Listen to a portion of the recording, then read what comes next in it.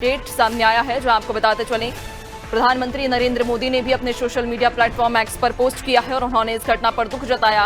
अहमदाबाद में हादसे से स्तब्ध और दुखी हूं, ये दुख शब्दों में बयां नहीं कर सकते। प्रभावित लोगों के प्रति मेरी संवेदनाएं हैं।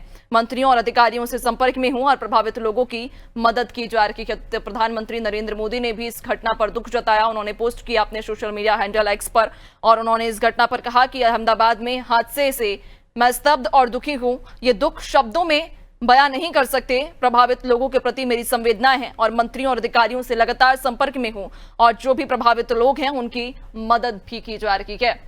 और अब हमारे ब्यूरो हेड ब्रजेश सर की ओर हम रुक कर लेंगे। सर, जो जिस तरह से ये घटना हुई है कि चूंकि जब भी प्लेन टेक ऑफ करता है तो उसके पहले ही सभी पैमाने पर जांच की जाती है, प्लेन की पूरी तरह से जांच होती है। लगभग टेक्निकल तौर पर भी अगर यदि हम बात करें तो पहले पूरी जांच की जाती है, उसके बाद ही एक फ्लाइट उड़ान भरने के लिए तैयार होती है।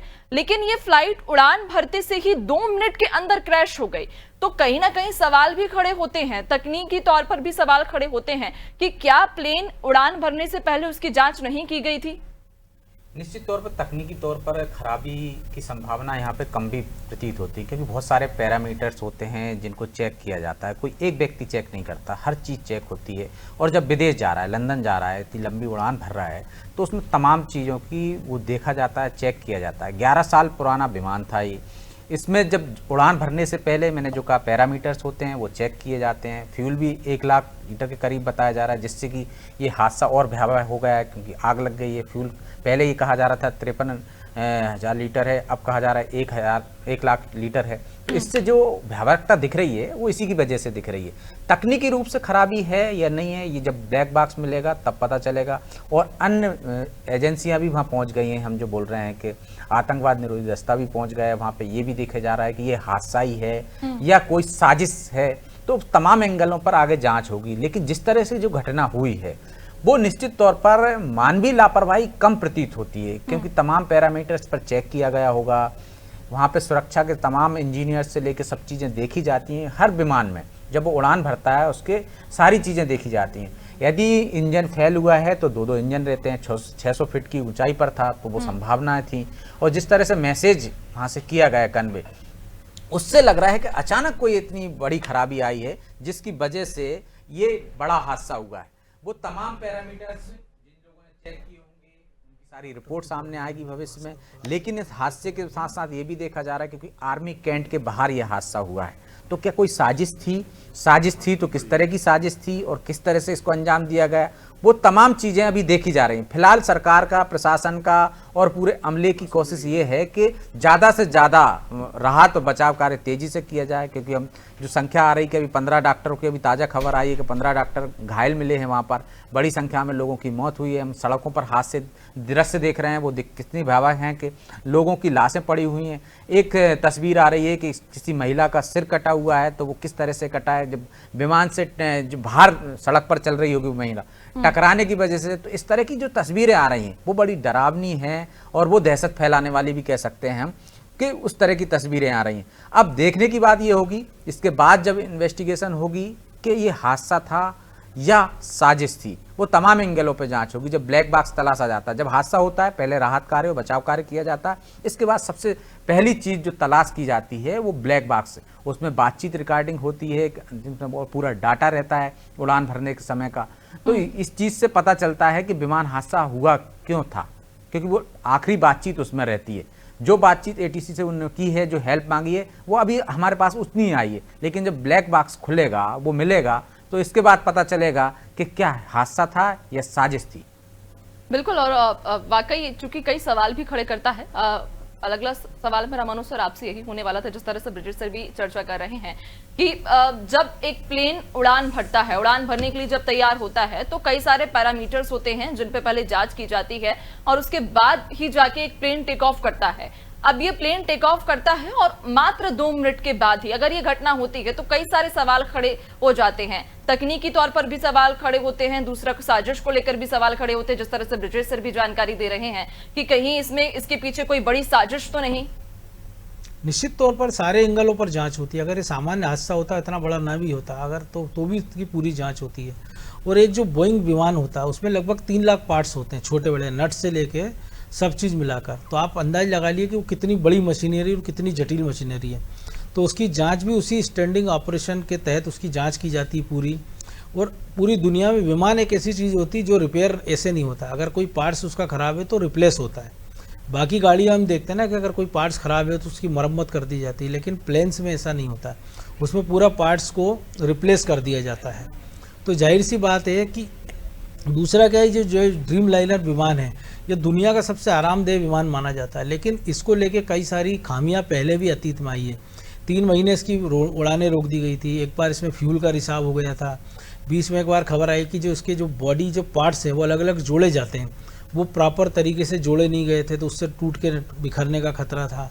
2 घटना ऐसी भी हुई, जापान में भी हुई जिसमें हादसे हुए हैं।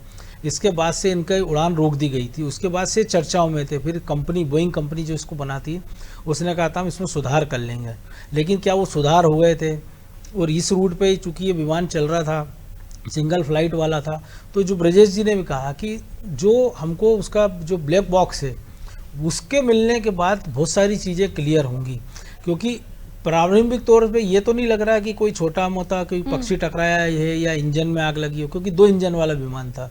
तो एक के साथ अगर कुछ घटना होती है तो जो पायलट होते हैं वो इतने सकुशल होते हैं। अभी कुछ दिन पहले हमने देखा था कि श्रीनगर में एयर टर्बुलेंस में विमान फंस गया था, तो पायलट ने बड़ी सावधानी से उसको उतारा। अतीत में कई सारे ऐसे हमने घटनाएं देखी है कि जब ऐसी घटनाओं से पायलट ने समझदारी का परिचय दिया और यात्रियों की जान बचाई है, लेकिन इसमें हमने देखा कि कोई मौका ही नहीं मिला है। केवल 2 मिनट के अंदर अंदर ये पूरा घटना हुई है। और आमतौर पर होता है कि पायलट कभी भी, चाहे वो नागरिक विमान हो चाहे सैनिक विमान हो, कि रेसिडेंशियल इलाकों के आसपास ऐसा उनको घटना लगती है खतरा, तो उससे दूर ले जाने का प्रयास करते हैं। जो कमर्शियल प्लेन होते हैं उसमें आमतौर पर ये होता है जब इमरजेंसी लैंडिंग करनी हो तो वो आकाश में चक्कर लगा के अपना फ्यूल गिरा देते हैं, ताकि अगर किसी परिस्थिति बस अगर टेक ऑफ करते समय, लैंड करते समय अगर कोई घटना होती है, आग लगती है, तो कम से कम जनहानि हो। लेकिन इसमें ऐसा कुछ मौका ही नहीं मिला है। और कमर्शियल बिल्डिंग, जो डॉक्टरों की बिल्डिंग, उससे टकराया है। खबर ये आ रही है कि कई सारे डॉक्टर्स की उसमें मौत हुई है। तो कुल मिलाकर ये घटना बहुत बड़ी हो सकता है कि कोई इसके संग इसमें साजिश हो या दूसरे तमाम एंगल हो, पायलट की गलती है, तकनीकी खराबी थी या कोई और खराबी थी, लेकिन जो भी है वो इतनी बड़ी और एक तरह से पूरी देश दुनिया के लिए एक सबक है। और हादसे से पहले जिस तरह से पायलट और पूरे इंजीनियर पूरे भारी रूप से और अंदर से सारी चीजें चेक करते हैं, उसमें एक एक चीज, जब उड़ान भरने से पहले जब वो बैठते हैं वहाँ पे तब भी चेक करते हैं, सारे पैरामीटर्स के पास पूरी भारी निरीक्षण किया जाता है। इसके बाद यदि कोई भी संभावना होती तो मुझे लगता है कि जब पूरे पायलट और वो सब चीजें ठीक रही होंगी तभी तो उड़ान भरा होगा। क्योंकि कई बार हमने देखा कि उड़ान के कुछ सेकंड पहले भी हमने देखा कि कैंसिल कर दी जाती है कई बार।